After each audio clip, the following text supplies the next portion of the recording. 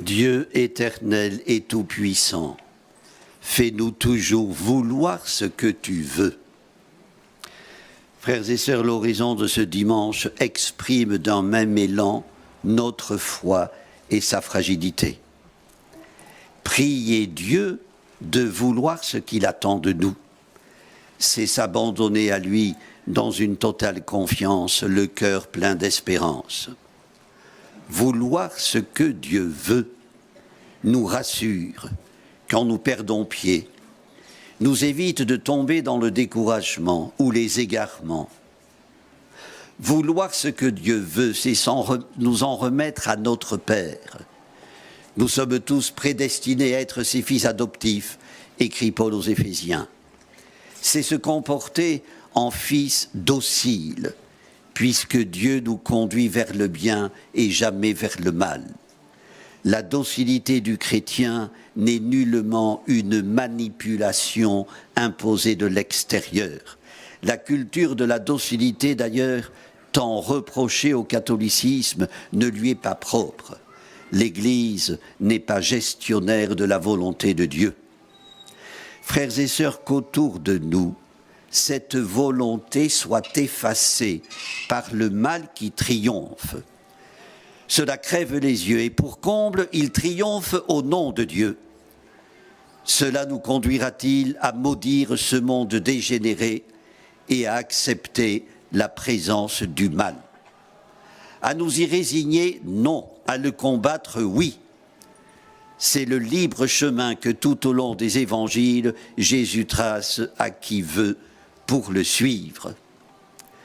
Frères et sœurs, pour s'immerger dans la vie des moines de la Grande Chartreuse, avant de réaliser son film « Le Grand Silence », le réalisateur Philippe Gröning a séjourné 6 mois avec eux, partagé leur vie de prière et d'austérité. À des journalistes qui l'interrogeaient sur cette expérience, il confiait « J'ai vécu au milieu de gens qui ne connaissent pas la peur parce qu'ils croient sans faille que Dieu s'occupe de tout et que tout ce qui leur arrive est bénédiction. » Est-ce généralisable? Est-ce transposable? Sans doute non. La remarque de Gröning me remet en mémoire les paroles d'un juif hongrois interné dans un camp de concentration, qui accueillit la terrible nouvelle de son transfert à Auschwitz avec sérénité. À un prêtre compagnon d'infortune qui s'en étonnait, il cita l'Évangile « Votre Père sait de quoi vous avez besoin ». Lui aussi avait franchi un seuil. Lui aussi était passé au-delà de l'inquiétude et de la peur. Quelle grâce! Elle permet de ne pas tomber au pire moment, d'affronter le mal en se sachant aimer et accompagner, difficile, héroïque. Je connais un homme d'une 40aine d'années, victime durant son enfance d'une grave chute, qui l'a rendu inapte au travail et qui néanmoins continue de faire des projets et prie pour les réaliser. Déçu de n'être pas exaucé, il se désespère, me repose chaque fois les mêmes questions. J'essaie avec mes pauvres mots de l'engager à vouloir ce que Dieu attend de lui, car un père ne peut vouloir que son fils reste diminué. Je l'encourage à assumer son handicap. Mais qu'est-ce qu'assumer un handicap exactement?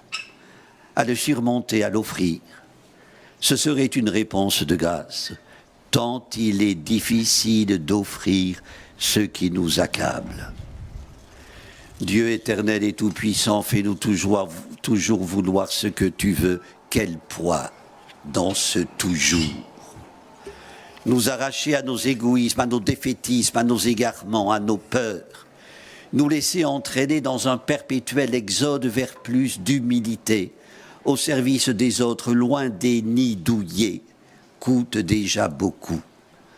Vouloir que tout ce qui nous arrive, tant misère que bonheur, soit bénédiction de Dieu. Le laisser entrer dans nos façons de voir et d'agir pour les corriger, quel programme.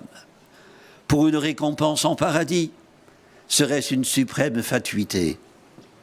Jacques et Jean, c'est l'évangile de ce dimanche, ont appris de Jésus lui-même qu'il faisait fausse route lorsqu'il rêvait présomptueusement d'une place l'un à sa droite et l'autre à sa gauche. Jacques et Jean, piliers de l'église de Jérusalem, 2 des 3 disciples privilégiés avec Pierre qui ont assisté aux scènes majeures de la vie de leur maître. La transfiguration, la résurrection de la fille de Jaïr, la veillée de Gethsémani. Leur ambition relève de l'ordre du monde. La réponse qu'ils s'attirent de Jésus est une répréhension. Elle bouleverse cet ordre. Quand ils parlent d'honneur et de récompense, leur maître parle de coupe, ce référent sacrificiel de premier rang dans le monde biblique. Pour Jésus, seul compte le don de soi, la solidarité qui allège la souffrance. Frères et sœurs, tel est le chemin de qui veut faire la volonté de Dieu, se mettre au service de tous. Saint Jean Chrysostome commentera « Vous discutez avec moi d'honneur et de couronne, moi je vous parle de combat et de sueur. » Et quand Jacques et Jean, tout contris, répondent qu'ils pourront boire la coupe, toujours persuadés que cela leur vaudra une place de choix, ils s'égarent une fois encore. Pas de méritocratie dans le royaume. Il est le havre de la gratuité et de l'amour.